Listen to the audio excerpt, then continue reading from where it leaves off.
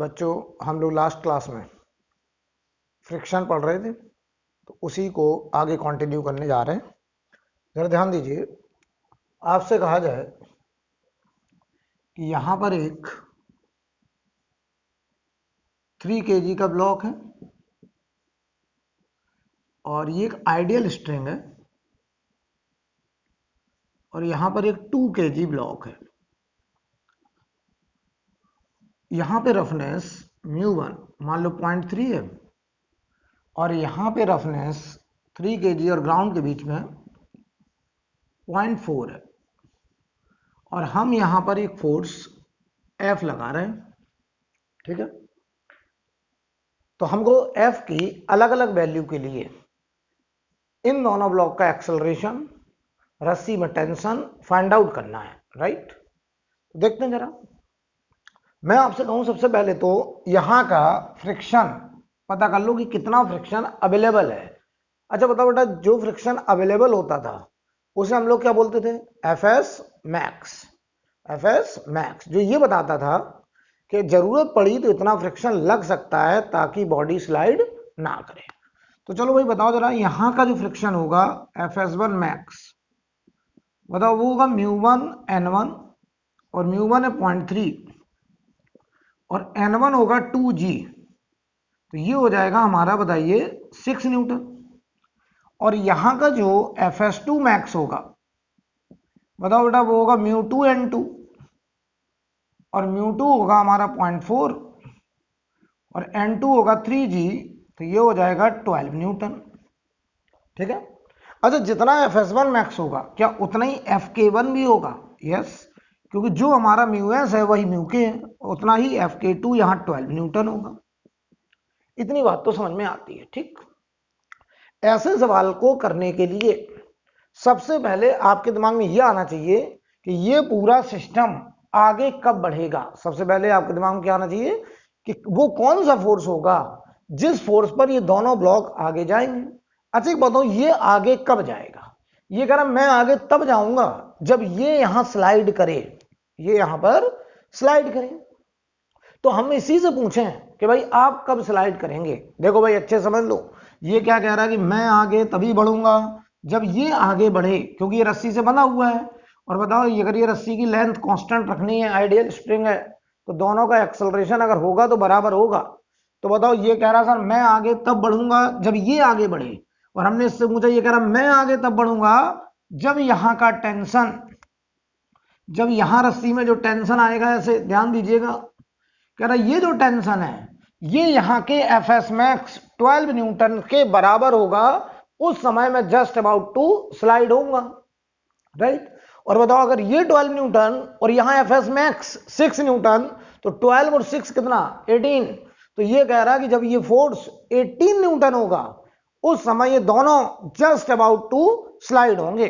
और बताओ बेटा, जब ये फोर्स 18 न्यूटन से ज्यादा होगा तो दोनों पक्का एक्सेलरेट कर गए होंगे और फिर यहां जो फ्रिक्शन लग रहा होगा वो काइनेटिक लग रहा होगा।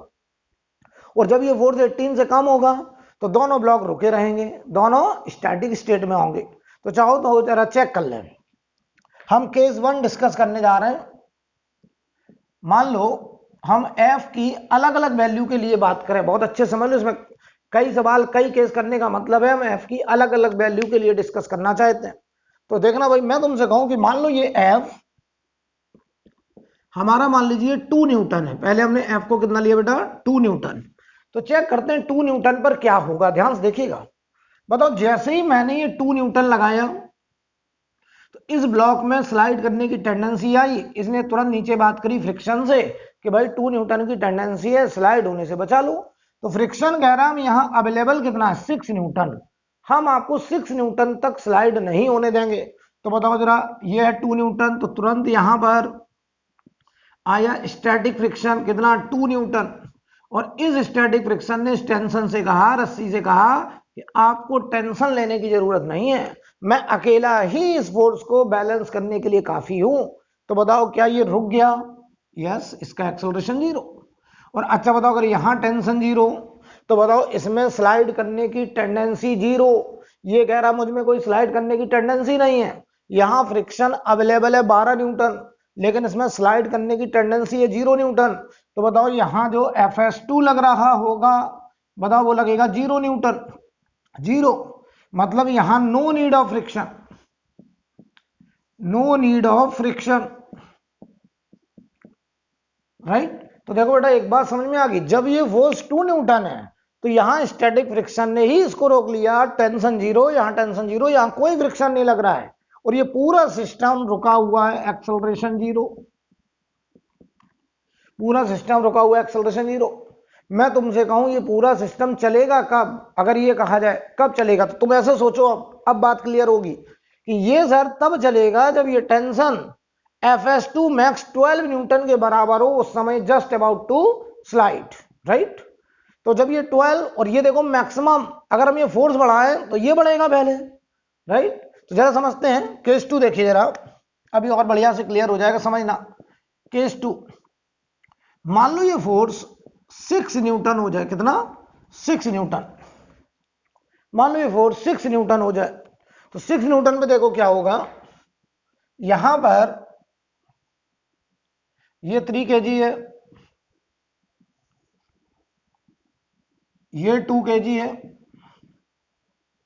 और यहां पे जो फोर्स लग रहा है वो 6 न्यूटन, अच्छे समझते चलिएगा। बताओ जरा, जैसे ही 6 न्यूटन लगाया तो इस 2 kg घबराया, इसने तुरंत ग्राउंड से कहा कि आप तो कहते थे 6 न्यूटन तक हम स्लाइड नहीं होने देंगे, 6 न्यूटन की टेंडेंसी है। तुरंत बताओ यहाँ पे पहले कौन आएगा, Fs मैक्स, कितना, 6 न्यूटन। और अगर ये Fs मैक्स 6 न्यूटन ने इसको बैलेंस कर लिया तो टेंशन कितना, 0, एक्सेलरेशन कितना, 0।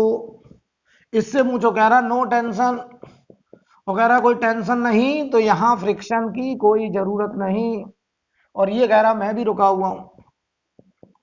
इससे अगर हम पूछें, ये कह रहा मुझ में तो कोई टेंडेंसी ही नहीं आ रही है, चलना तो बहुत दूर, मुझ में तो कोई टेंडेंसी नहीं आ रही है। तो मैंने इससे पूछा कि आप चलेंगे कब, तो कह रहा जब ये टेंशन यहाँ के Fs मैक्स 12 न्यूटन के बराबर होगा, उस समय मैं बस चलने वाला होऊंगा, उस समय मैं जस्ट अबाउट टू स्लिप करूंगा। और जब ये जस्ट अबाउट टू स्लिप होगा तो बताओ यहाँ टेंशन 12, ये 12 और ये 6 मिलकर कितना, 18, यानी जब ये फोर्स होगा 18 न्यूटन, उस समय ये दोनों एक साथ जस्ट अबाउट टू स्लाइड कर रहे होंगे, और जब ये फोर्स 18 न्यूटन से ज्यादा होगा उस समय ये दोनों एक्सेलरेट करके आगे बढ़ रहे होंगे। क्लियर, तो समझो बेटा।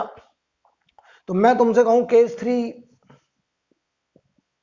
केस 3 देखना, हम इस फोर्स को F बराबर 18 न्यूटन ले ले रहे हैं, चलो 18 न्यूटन, 18 न्यूटन, हम एकदम स्लो मोशन में चल रहे हैं, धीरे धीरे वैल्यूज को एडजस्ट कर रहे हैं। मान लो 18 न्यूटन हो जाए, तब देखो क्या होगा। देखो वहां पेपर में ऐसे नहीं करना, वहां तो हमें देख के ही समझना है कि किस फोर्स पर ये स्लाइड करेगा या नहीं करेगा। तो अभी देखो जरा, ये 2 kg और ये हमारा फोर्स है 18 न्यूटन। जैसे ही 18 न्यूटन, ध्यान से देखिएगा, बताओ ये सिस्टम यहां फ्रिक्शन रोकने के लिए 6 न्यूटन है, यहां पे 12 न्यूटन है, बताओ ये सिस्टम 18 न्यूटन तक स्लाइड करा कि रुका रहा, तो आप कहना सर रुका रहा। तो जरा बताओ अगर ये रुका रहा तो जैसे ही 18 न्यूटन, यहां पे सबसे पहले आया Fs1 मैक्स, कितना, 6 न्यूटन, और इसने रस्सी से कहा आप ले लो टेंशन कितना, 12 न्यूटन, और इधर देखो बेटा टेंशन 12 न्यूटन। तुरंत बताओ इसे रोकने के लिए इधर आ गया Fs2 मैक्स, और ये Fs2 मैक्स अब है 12 न्यूटन। अब ये कह रहा है कि मेरा एक्सेलरेशन 0 है, लेकिन मैं जस्ट अबाउट टू स्लाइड हूं, जस्ट अबाउट टू स्लाइड। अब ये बेटा जस्ट अबाउट टू स्लाइड, और ये क्या कह रहा, मेरा भी एक्सेलरेशन 0 और मैं भी बस स्लाइड करने वाला हूं।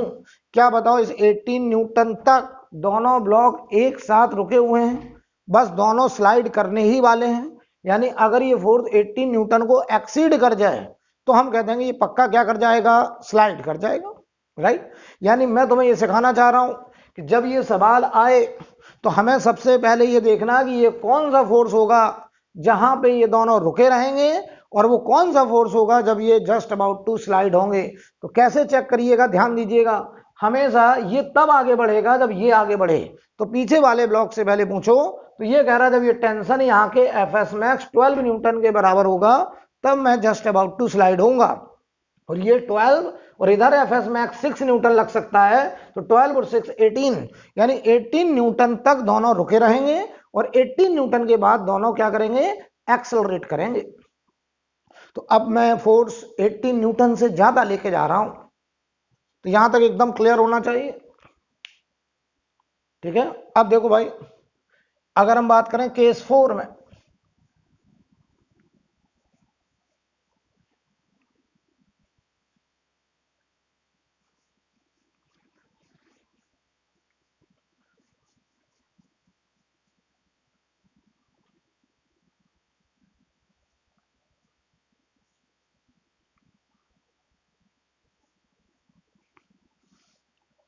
ध्यान दीजिएगा, केस 4 अगर हम बात करें, मान लो ये फोर्स 20 न्यूटन मान लेना, ठीक है, 20 न्यूटन है। ध्यान से देखिएगा, ये हमारा एक ब्लॉक था 3 kg, यहां एक आइडियल स्ट्रिंग था और ये एक ब्लॉक था 2 kg, ठीक है, और यहां पे जो फोर्स है वो लग रहा है 20 न्यूटन। यहां पे जो एफएस मैक्स था अवेलेबल वो था बेटा 6 न्यूटन, काइनेटिक फ्रिक्शन भी यहां था 6 न्यूटन, ठीक। यहां पे जो FS2 मैक्स था वो था 12 न्यूटन और जो FK2 था वो भी था बेटा 12 न्यूटन। क्लियर है? अब देखना, सबसे पहली बात, अब हमें ये देखना कि 20 न्यूटन पर क्या ये दोनों पक्का एक्सेलरेट करेंगे। तो आपने कहा सर बिल्कुल करेंगे, क्योंकि हम पहले ही चेक कर चुके हैं कि 18 न्यूटन के बाद ये दोनों पक्का एक्सेलरेट करने जा रहे हैं। तो ध्यान दो बेटे, अगर ये फोर्स 18 न्यूटन को एक्सीड कर गया तो आप कह रहे हैं पक्का एक्सेलरेट करेंगे। अब देखो, मैं तुम्हें ये सिखाना चाह रहा हूं कि मान लो सवाल अभी तो हमने स्लो मोशन में करा, अलग अलग वैल्यूज, धीरे धीरे फोर्स की वैल्यू को बढ़ाया, धीरे धीरे बात को समझा। मान लो यही सवाल आ जाता, यही सवाल आ जाए और हम सिखाते हैं find acceleration of both block, तो मुझे थोड़ी पता कि दोनों स्लाइड करेंगे कि नहीं करेंगे। तो हम पहले कैसे कंफर्म करेंगे, देखो ध्यान से, हमने मन में सोचेंगे कि ये दोनों कब चलेंगे। हमेशा यही सोचिए सवाल में कि ये दोनों चलेंगे या नहीं चलेंगे। तो ये दोनों कब चलेंगे, हमने इससे पूछा तुम कब चलोगे, कह रहा सर मैं खिसका तो इसे खिसकना पड़ेगा, तो हमने इसी से पूछा तुम कब खिसकोगे, तो ये कह रहा मैं तब खिसकूंगा जब इधर रोकने के लिए 12 न्यूटन, ये टेंशन जब 12 न्यूटन हो जाए, और जब ये टेंशन 12 तो ये 12 और यहाँ फ्रिक्शन 6, मैक्सिमम 6, तो 12 और 6 18, यानी फोर्स 18 न्यूटन होगा, उस समय ये जस्ट अबाउट टू स्लाइड होंगे। और मैं देख रहा हूं ये फोर्स 80 न्यूटन से ज्यादा है, तो पक्का दोनों क्या करेंगे, एक्सेलरेट करेंगे। और दोनों अगर एक्सेलरेट करेंगे तो बताओ इस सवाल में दोनों का एक्सेलरेशन बराबर होगा, क्योंकि ये जो रस्सी है ये आइडियल स्ट्रिंग है, इसकी लेंथ रहनी है कांस्टेंट। तो बताओ इसका एक्सेलरेशन और इसका एक्सेलरेशन बराबर होगा। तो क्यों ना हम एक काम करें, अगर ये एक्सेलरेट कर रहे हैं तो बताओ बेटा कौन सा फ्रिक्शन लगेगा, स्टैटिक की काइनेटिक। तो आपने कहा सर लगेगा काइनेटिक। तो बताओ इस पर इधर FK1 6 न्यूटन, इधर टेंशन, अब ये ना कह देना कि ये 6 तो ये 14, 14 न्यूटन कर दो, 14 कर दो, गलत हो जाएगा। अगर तुमने से 14 किया तो 6 20, ये बैलेंस हो जाएगा, इस पे नेट 4 0, तो एक्सेलरेशन नहीं आएगा, गलत हो जाएगा, क्योंकि अब ये रुका थोड़ी है। अगर ये रेस्ट पे होता, एक्सेलरेशन 0 होता तो फोर्स बैलेंस होता, लेकिन अब ये एक्सेलरेट कर रहा है तो नेट फोर्स इधर की तरफ आना है। तो अब हमें टी निकालना पड़ेगा, हम डायरेक्ट नहीं बता सकते। अब देखो इधर आया टी और ये भी एक्सेलरेट कर रहा है, तो यहां फ्रिक्शन आएगा FK2 और वो है बेटा 12 न्यूटन, ठीक। अब ध्यान देना, क्या ये दोनों एक कॉमन एक्सेलरेशन से आगे बढ़ रहे हैं, तो आपने कहा सर बिल्कुल बढ़ रहे हैं। तो मैंने तुम्हें सिखाया था अगर दोनों का एक्सेलरेशन बराबर है तो क्या मैं उन दोनों का कंबाइंड फ्री बॉडी डायग्राम बना सकता हूं। यस, तो मैं बनाने चला कंबाइंड FBD। हमने इस पूरे को एक सिस्टम मान लिया, दोनों को, ये हमारी सिस्टम बाउंड्री हो गई। बताइए भाई कौन सा फोर्स है जो कंबाइंड के लिए इंटरनल है, तो ये बताओ टेंशन कंबाइंड के लिए कैसा, इंटरनल। तो बताओ अगर हम दोनों को देखें तो दोनों हमें एक साथ राइट जाते हुए नजर आ रहे हैं। तो बताओ कंबाइंड एफवीडी से अगर मैं इक्वेशन लिखूं, कंबाइंड फ्री बॉडी डायग्राम से अगर मैं इक्वेशन लिखूं तो बताओ मैं क्या लिखूंगा, 20 माइनस एफ के वन माइनस एफ के टू। तो देखो मैं लिखने चला एफ माइनस एफ के वन माइनस एफ के टू बराबर total mass m1 plus m2 into a combined. तो ये देखो एफ हो गया 20, एफ के वन हो गया 6, ये हो गया 12 और ये total mass 5 into a combined. तो ये हो गया 2 बराबर 5a, ए बराबर हो गया 2/5.4 मीटर पर सेकंड स्क्वायर। ये हो गया ए। इतने एक्सेलरेशन से दोनों आगे बढ़ रहे होंगे। अब किसी ने कहा नहीं हमें तो टेंशन चाहिए। तो बताओ बेटा कंबाइंड के लिए टेंशन कैसा था, इंटरनल। मैंने आपको सिखाया था कभी भी इंटरनल फोर्सेस को फाइंड आउट करना है तो आप जहां पे वो इंटरनल फोर्स लग रहा है वहां से सिस्टम को, रस्सी को काट दीजिए। तो अगर हम यहां से कट करें ऐसे तो हमारे पास दो पार्ट हुए, एक 3 kg अलग, एक 2 kg अलग। आप किस में इंटरेस्टेड, आपने कहा 3 kg में, चाहे 2 kg में इंटरेस्टेड, किसी भी एक का इंडिविजुअल एफबीडी बना लो। तो मैं चला individual free body diagram of 3 kg, 3 kg का इंडिविजुअल फ्री बॉडी डायग्राम बनाया मैंने। देखो बेटा ये 3 kg, यहां टेंशन हमें निकालना है, इधर लग रहा एफ के टू कितना 12 न्यूटन, और ये पक्का एक्सेलरेट करके जा रहा है और वो एक्सेलरेशन है 0.4 का। तो बताओ बेटा टी बड़ा कि एफ के टू बड़ा, तो टी बड़ा। तो इक्वेशन बोलो टी माइनस एफ के टू बराबर एम इंटू ए। टी माइनस एफ के टू है 12, 3 इंटू ए की वैल्यू हो गई 0.4। तो देखो 1.2 हुआ तो टी बराबर 12 प्लस 1.2 13.2 न्यूटन। ये हमारा टेंशन होगा बेटा आंसर। नोट करिए, नोट करिए।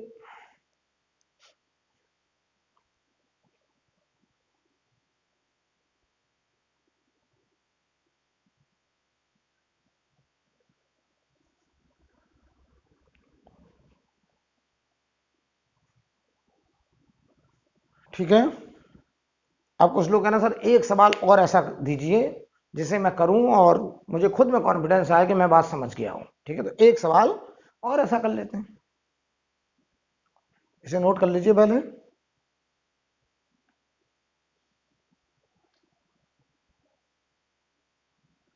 रब कर दें बेटा, ओके।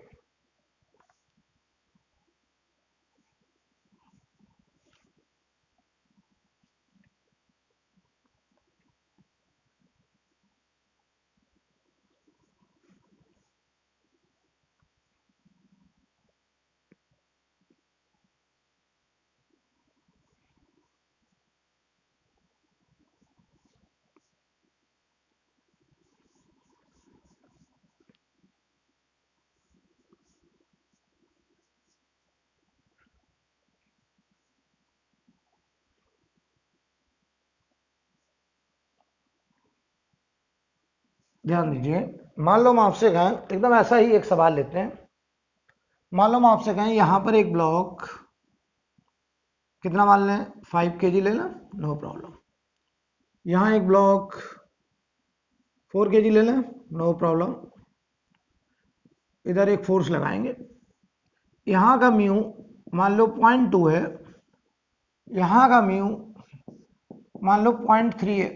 ठीक है, तो बताओ जरा मैं तुमसे कहूं यहां बताओ कितना friction available, F S one max mu into normal, बताओ यहां 4g होगा तो 0.2 इंटू 4g, ये आगे देखो बेटा 8 न्यूटन। यहां F S two max mu into normal, ये होगा 15 न्यूटन। ठीक है। अब ध्यान दीजिएगा जरा, अगर मैं तुमसे कहूं ये फोर्स हमने मान लीजिए लगा दिया है, मान लो हम आपसे कहते हैं 27 न्यूटन है मान लो, ठीक, और हम आपसे कहें find acceleration of both blocks, ठीक, and also find tension in string, हमें ये निकालना है।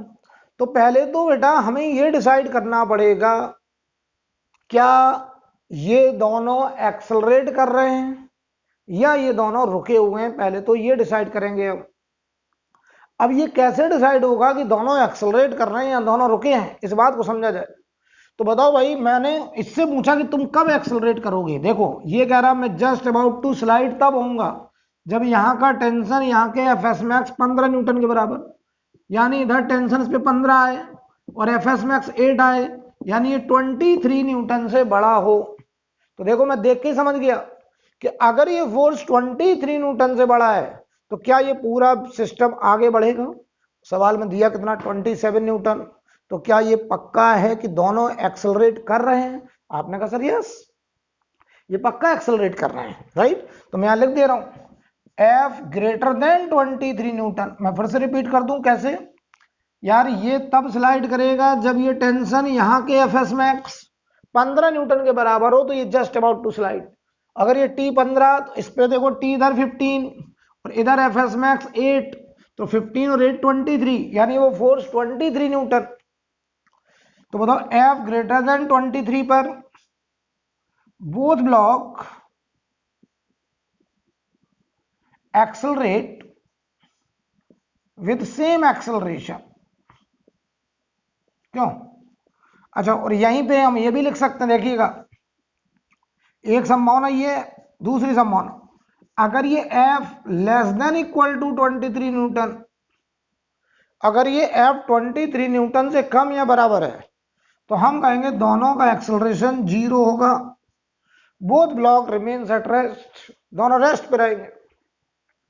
तो अब बताओ सवाल में 27 न्यूटन है तो वो इस कैटेगरी का है, तो क्या दोनों पक्का एक्सेलरेट करेंगे, यस। और अगर ये एक्सेलरेट करेगा तो यहाँ फ्रिक्शन बताओ बेटा स्टैटिक की काइनेटिक, आपने कहा सर लगेगा काइनेटिक, तो जवाब दीजिए। तो देखो मैं अभी यहाँ डायरेक्ट एफ के वन लगाने चला, हालांकि एफ के वन की वैल्यू भी 8 न्यूटन होगी, और ये बताओ इधर एक्सेलरेट कर रहा होगा, इधर बताओ एफ के टू लगेगा, हालांकि एफ के टू की वैल्यू 15 न्यूटन होगी और ये इधर एक्सेलरेट कर रहा होगा, राइट। यानी ये कंफर्म हो गया कि इस क्वेश्चन में दोनों ब्लॉक एक साथ राइट साइड एक्सेलरेट करके जा रहे हैं। तो बताओ क्या अगर दोनों का एक्सेलरेशन बराबर है तो हम इन दोनों को एक कंबाइंड सिस्टम मान लें, ऐसे। तो मैं बनाने चला combined free body diagram, combined free body diagram, combined FBD, combined FBD. बताओ भाई कंबाइंड के लिए टेंशन कैसा, इंटरनल, तो एक्सटर्नल फोर्स देखो F माइनस एफ के वन माइनस एफ के टू, ये F माइनस एफ के वन माइनस एफ के टू बराबर total mass m1 plus m2 into a combined, combined acceleration common acceleration.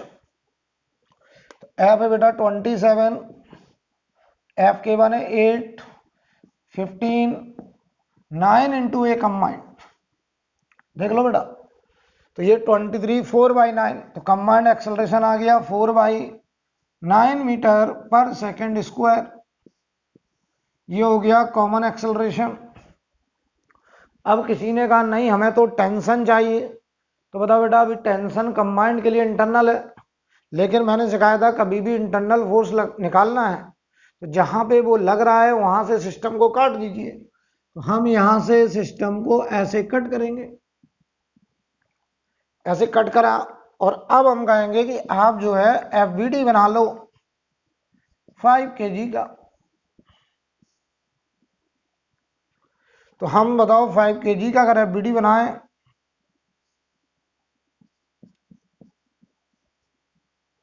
इधर है टी और इधर होगा Fk2 और वो है 15 न्यूटन। और ये बताओ राइट साइड एक्सेलरेट करके जाएगा। तो बताइए इक्वेशन बोलो, T माइनस Fk2 बराबर 5 इंटू ए। तो T माइनस 15 बराबर 5 इंटू 4/9, ये 20/9। तो यहां से देखो बेटे T की वैल्यू 15 प्लस 20/9, ठीक है। तो बताओ ये एलसीएम ले लो, तो 155/9 न्यूटन ये होगा टेंशन। नोट करो बेटा, नोट कर लीजिए।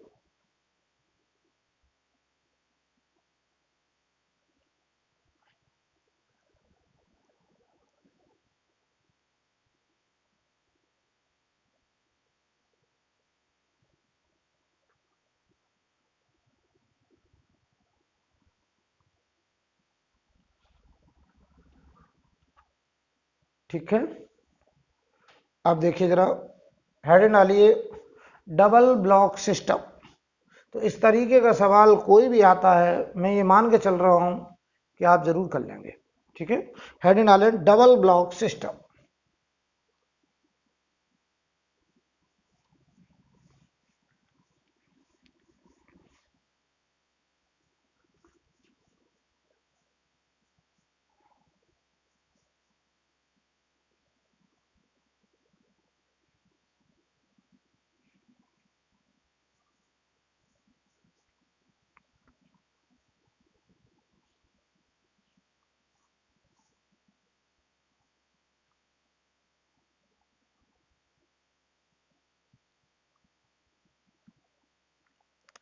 हेडिंग डालिए डबल ब्लॉक सिस्टम।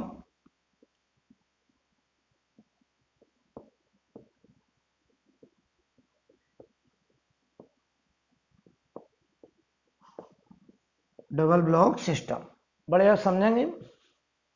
हम आपसे कहें यहां पर एक ब्लॉक है 2 kg और इसके नीचे एक ब्लॉक है 3 kg। 2 kg और 3 kg के बीच में रफनेस है, और यहां जो रफनेस है वो है म्यू बराबर मान लो 0.2। नीचे स्मूथ सरफेस है। अभी हमने नीचे स्मूथ सरफेस कंसीडर किया है और इस पर हमने एक फोर्स 5 न्यूटन लगाया है। कितना? 5 न्यूटन, ठीक है। बढ़िया समझिए। अभी हम यहाँ स्मूथ ले रहे हैं, थोड़ी देर बाद यहाँ पे भी रफ लेंगे, कभी ये फोर्स ऊपर लगाएंगे। जितनी भी संभावना हो सकती है हर संभावना पे विचार किए करेंगे, ठीक है। खैर, तो अभी देखो यहाँ स्मूथ है, फोर्स हमने नीचे वाले पे लगाया, यहाँ रफनेस है 0.2।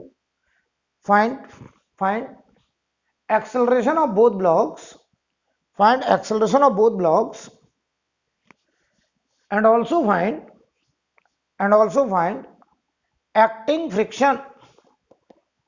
find acting friction between 2 kg and 3 kg, and also find acting friction between 2 kg and 3 kg। और हमें 2 kg 3 kg के बीच में लगने वाला फ्रिक्शन भी बताना है, राइट। तो बढ़िया से समझिएगा। सबसे पहला काम, यहां कितना फ्रिक्शन अवेलेबल है, एफएस मैक्स, मतलब बेटा वो म्यू इंटू नॉर्मल, और नॉर्मल हमको यहां का नॉर्मल चाहिए, यहां वाला, जहां का रफनेस वहीं का नॉर्मल। जवाब दो बेटे, यहां का नॉर्मल 2g कि 3g कि 5g? आपने कहा 2g। तो बताओ यहां का नॉर्मल 2g होगा, 0.2 इंटू 2g, ये आ गया बेटा देखो 4 न्यूटन। यानी यहां फ्रिक्शन अवेलेबल है 4 न्यूटन। फ्रिक्शन अवेलेबल का मतलब क्या, मतलब इस बात का कि फ्रिक्शन यहां 4 न्यूटन तक लग सकता है अगर जरूरत पड़ी स्लाइड होने से बचाने के लिए। फ्रिक्शन का क्या मकसद है? फ्रिक्शन चाहता है कि जिन दो सरफेस के बीच में वो अवेलेबल है वो दोनों हमेशा एक साथ रहें, उनके बीच में कोई रिलेटिव मोशन ना हो, यही तो फ्रिक्शन चाहता है। तो देखते समझते, यानी फ्रिक्शन ने, यहां फ्रिक्शन है 2 kg 3 kg के बीच में, उसने 2 kg 3 kg से कह दिया कि मैं चाहता हूं आप दोनों एक साथ रहें। ध्यान से देखना, मैं तुमसे कहूं यहां पे एक पॉइंट लेना 2 kg के ऊपर, ए पॉइंट, और इसी के सामने यहां पॉइंट लेना बी पॉइंट, किस पे, 3 kg पर। तो फ्रिक्शन क्या चाहता है कि ए और बी हमेशा आमने सामने रहें, ये आगे पीछे ना होने पाए। फ्रिक्शन चाहता है कि हम ए और बी के बीच में छिपे हुए हैं, हमारी कोशिश है कि ए और बी हमेशा एक साथ रहें। तो बताओ बेटा, ऐसा करने के लिए फ्रिक्शन कह रहा है मैं 4 न्यूटन तक लग सकता हूं, मेरी जरूरत हो तो बुलाइएगा, हम आएंगे, आपको कंबाइंड मोशन कराने की कोशिश करेंगे।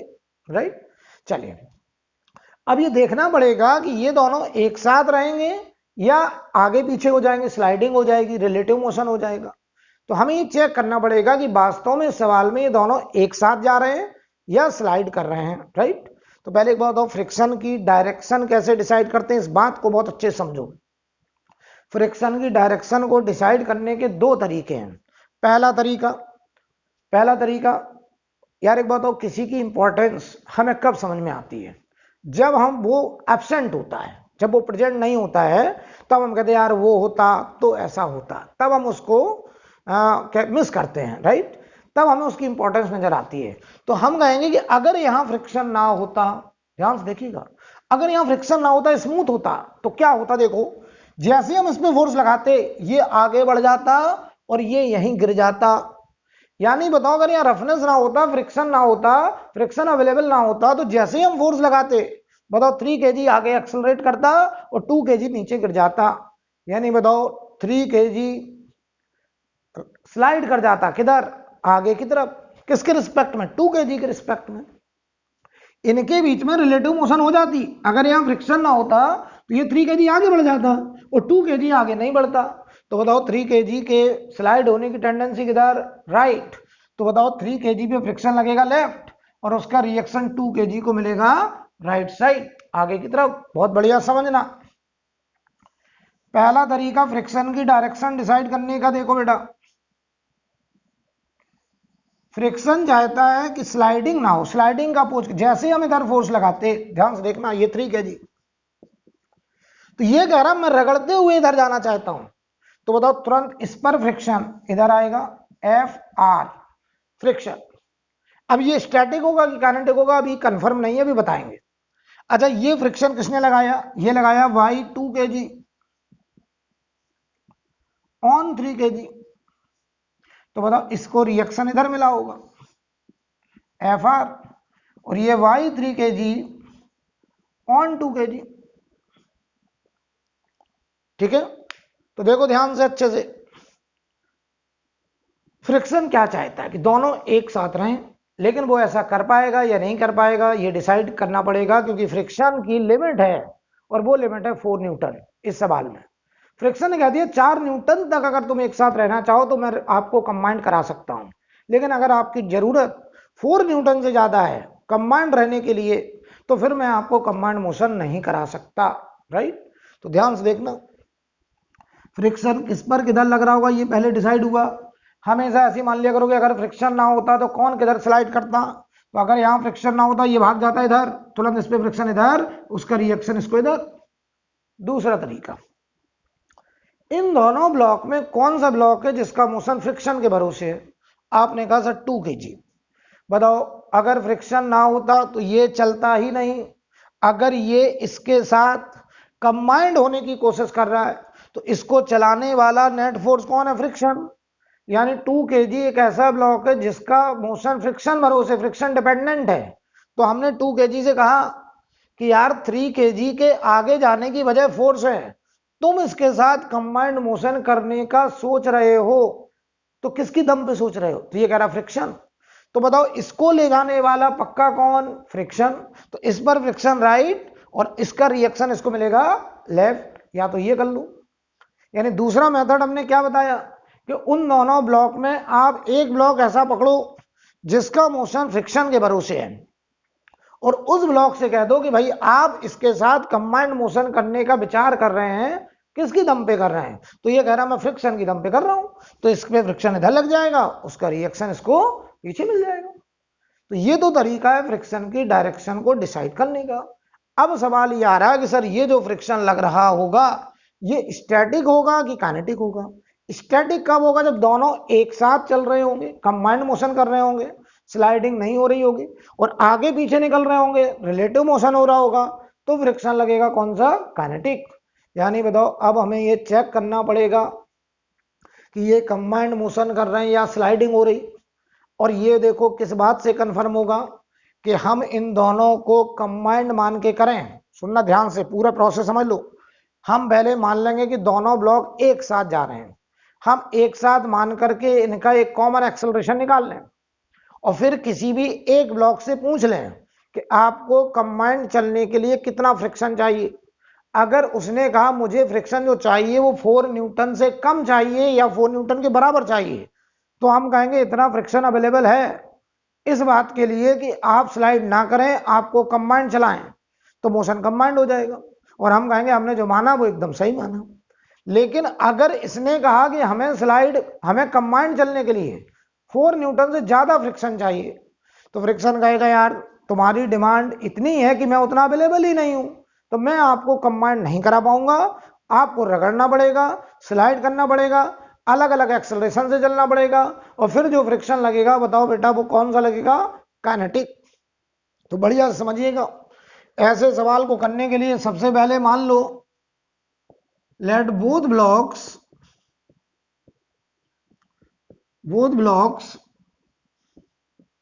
आर मूविंग कंबाइंड,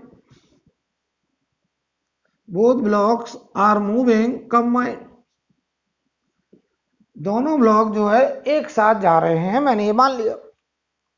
तो बताओ अगर हम ये मान रहे हैं, ऐसा हो रहा है या नहीं हो रहा मुझे नहीं पता, मैंने माना, तो क्यों ना हम इनका कंबाइंड एफबीडी बनाए। तो ध्यान से देखिए कंबाइंड के लिए यहां का फ्रिक्शन इंटरनल, तो हमको तो ऐसा नजर आएगा कि ये 2 kg प्लस 3 kg और यहां से जो फोर्स लग रहा है वो 5 न्यूटन, यहां पे कोई फ्रिक्शन है ही नहीं, स्मूथ सरफेस। तो बताओ ये दोनों एक साथ आगे बढ़ रहे होंगे, ए कंबाइंड। तो बताओ एफ बराबर टोटल मास इंटू ए, तो 5 न्यूटन, टोटल मास 5 kg, तो कंबाइंड एक्सेलरेशन 1 मीटर पर सेकंड स्क्वायर। ये कैसे लिख दिया, क्लियर है? मैंने लिखा एफ ने total mass m1 plus m2 को ए कंबाइंड दिया, फ्रिक्शन इज इंटरनल। तो ये देखो 5 बराबर 5 into a combined, A combined आ गया 1 मीटर पर सेकंड स्क्वायर, ये मैंने माना है। यानी अगर ये दोनों एक साथ चलेंगे तो 1 मीटर पर सेकंड स्क्वायर से चलेंगे, लेकिन चलेंगे एक साथ या नहीं चलेंगे इस बात की पुष्टि करेगा फ्रिक्शन। तो देखो ध्यान से, अब हमने किसी भी एक से, चाहे 2 kg से चाहे 3 kg से, किसी भी एक ब्लॉक का इंडिविजुअल फ्री बॉडी डायग्राम बना लो। हमने 2 kg से कहा कि आपको 3 kg के साथ अगर रहना है तो 1 मीटर पर सेकंड स्क्वायर से चलना है। आपको कितने फ्रिक्शन की जरूरत, ये कह रहा है देखो फ्रिक्शन रिक्वायर्ड किस बात के लिए? कंबाइंड चलने के लिए। कितने से चलने के लिए? 1 मीटर पर सेकंड स्क्वायर से चलने के लिए। तो ये कह रहा मुझे चलाने वाला केवल फ्रिक्शन ही तो है, तो कह रहा मेरी जरूरत फ्रिक्शन रिक्वायर्ड 2 kg को ए कंबाइंड, तो ए कंबाइंड की वैल्यू 1 है, तो 2 इंटू 1 2 न्यूटन। ये कह रहा मुझे 2 न्यूटन फ्रिक्शन मिल जाए, मैं 3 kg के साथ चलने को तैयार हूं और 1 मीटर पर सेकंड स्क्वायर से चलने को तैयार हूं। बताओ यहां फ्रिक्शन अवेलेबल कितना है? 4 न्यूटन। ये 2 kg 3 kg से कहेगा यार 2 न्यूटन दे दो, स्लाइड होने से बचा लो। 3 kg कहेगा चिंता मत करो, 4 न्यूटन तक आपकी मदद करेंगे, 4 न्यूटन तक आपकी मदद करेंगे, आपकी जरूरत तो बहुत कम है। तो देखो मैं यहां लिख रहा हूं, एक एक बात का मतलब समझिए। फ्रिक्शन रिक्वायर्ड किस बात के लिए? Required for combined motion. Combined का मतलब होता है no sliding. Friction required for combined motion is less than और equal to FS max. FS max का मतलब होता है अवेलेबल फ्रिक्शन। अवेलेबल फ्रिक्शन किस बात के लिए? To avoid sliding. To avoid sliding, ध्यान से देखिएगा। ये कह रहा मुझे एक साथ रहने के लिए जो फ्रिक्शन चाहिए वो 2 न्यूटन, अवेलेबल है 4 न्यूटन। तो हम कहेंगे इसका मतलब मोशन विल बी कंबाइंड, इसका मतलब ये हुआ कि मोशन जो है वो कंबाइंड होगा। और बताओ बेटा, अगर मोशन कंबाइंड होगा इसका मतलब A1 बराबर A2 बराबर 1 मीटर पर सेकंड स्क्वायर, जो हमने माना वो एकदम सही माना। और फ्रिक्शन लग रहा होगा स्टैटिक, और कितना लग रहा होगा 2 न्यूटन। किस पर, किधर, इस पे लग रहा होगा राइट, इस पे लग रहा होगा लेफ्ट। कितना, 2 न्यूटन। सवाल खत्म। नोट करिए, नोट करो बेटा।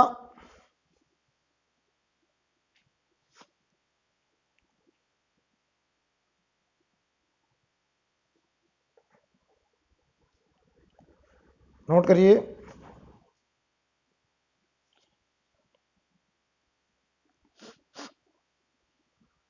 हटा दें, ठीक है। यानी हमने देखो कंबाइंड मान के प्रॉब्लम स्टार्ट करी, और कंबाइंड मान के हमने एक्सेलरेशन मानते हुए ये निकाला कि कंबाइंड चलने के लिए कितना फ्रिक्शन चाहिए। अगर फ्रिक्शन की जरूरत अवेलेबल फ्रिक्शन से कम या बराबर है तो मोशन कंबाइंड हो जाएगा, और अगर जरूरत अवेलेबल से ज्यादा की है तो मोशन कंबाइंड नहीं हो पाएगा। राइट। अब देखिए इसी सवाल में अगर हम केस 2 करें, ध्यान दीजिएगा, ये फोर्स मान लो 15 न्यूटन हो जाए। कितना, 15 न्यूटन। ध्यान से देखिएगा,